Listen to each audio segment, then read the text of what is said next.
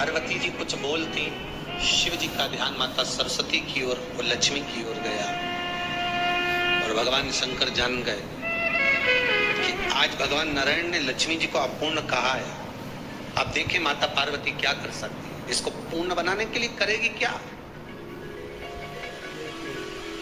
क्या हुआ, माता सरस्वती जी बोली लक्ष्मी को अपूर्ण कर दिया। अपूर्ण कर दिया, हाँ तो क्या सोचना उसके लिए, इसको मैं अभी पूर्ण बना देती हूँ। माता जगतजननी पार्वती ने गोदी में विराजमान गणेश जी को उठाया और उठाकर लक्ष्मी जी की गोद में दे दिया। ले लक्ष्मी, आज से तू पूर्ण हो गई। लक्ष्मी आज से तू पूर्ण है।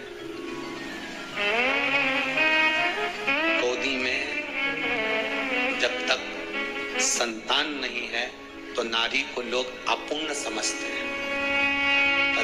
माता पार्वती जी ने संपूर्ण ब्रह्मांड में एक सिद्धता प्रदान कर दी कि अपने गोदी के लाल को, अपने गोदी के पुत्र को माता ने लक्ष्मी की गोद में देकर लक्ष्मी को पूर्ण बना दिया। वो दिन कौन सा था? पूर्णिमा का दिन, लक्ष्मी को पूर्ण करने का दिन।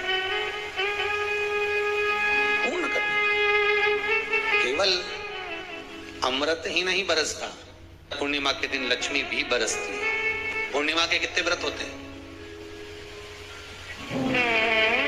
बोलते जाओ, जरा जल्दी जल्दी बोलो।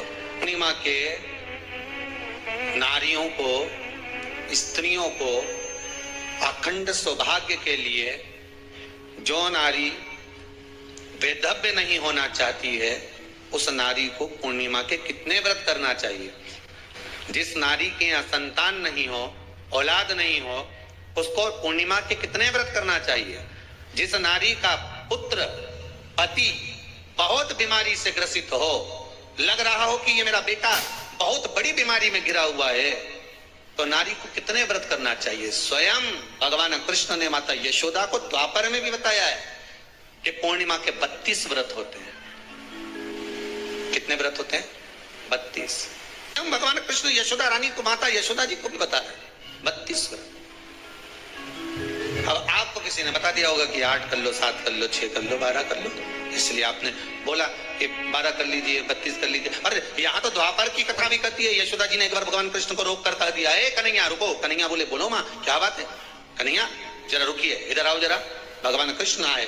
हाँ माँ बोलिए। जगह का प्रसंग यही है जिस समय पर राधा रानी कुरुक्षेत्र में नंद बाबा और यशोदा जी को लेकर कुरुक्षेत्र के कुंड में, ब्रह्म सरोवर में स्नान कराने के लिए लेकर जाती है ग्रहण का समय पर। और जब भगवान कृष्ण उस कुरुक्षेत्र के उस सरोवर में स्नान करने आते हैं, तब यशोदा जी ने अपने लाला से प्रश्न किया है, पूछा है कि नारी वैधव्य होकर ना मरे, उसका पति कोई रोग से ग्रसित ना हो, उसका पुत्र किसी रोग में ना पड़े। कितना सुंदर संवाद लिखा है। अगर किसी माता का पुत्र मान लो किसी नशे में डूबा हुआ है, कोई नशा कर रहा है और गलत नशा है, आपको लग रहा है कि ये नशे में डूबा हुआ है, आपको लग रहा है कि ये गलत जगह पर डूब गया है, आपको लग रहा है कि मद्रापान में, मांसाहार में या अधिक गांजा आदि का जो भी नशे होते हैं, जितने भी नशे, उसमें डूब चुका है। और माँ उसको समझा रही है, तू नशे में मत डूब, तू इस काम को मत कर, तू ये गलत कर्म मत कर। माँ उसको समझा कर हार गई।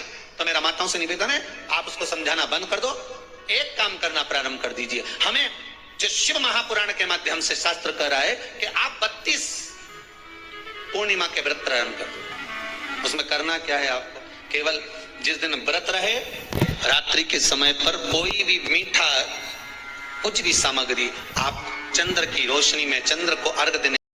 श्री शिवाय नमस्तुभ्यम। हर हर महादेव।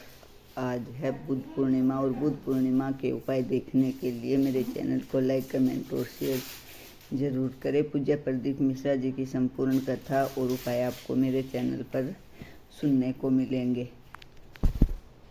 उसको पूर्णिमा के दूसरे दिन उसको खिलाओ।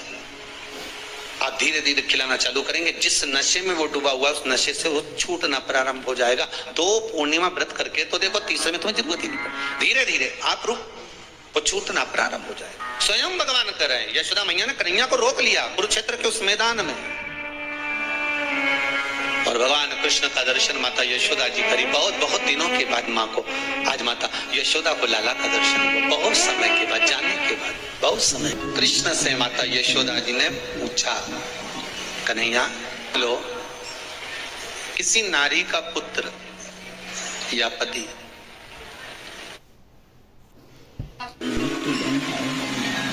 उसके पति की या पुत्र की आयु थोड़ी सी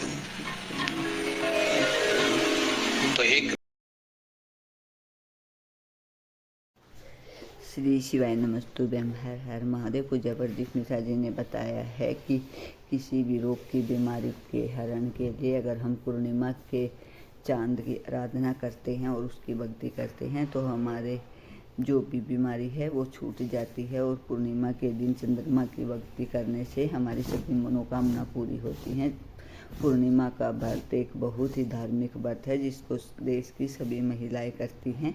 अगर आपको भी पूज्य प्रदीप मिश्रा जी के उपाय अच्छे लगे तो प्लीज़ मेरे चैनल को लाइक, कमेंट और शेयर जरूर करिएगा। श्री शिवाय नमस्तुभ्यं।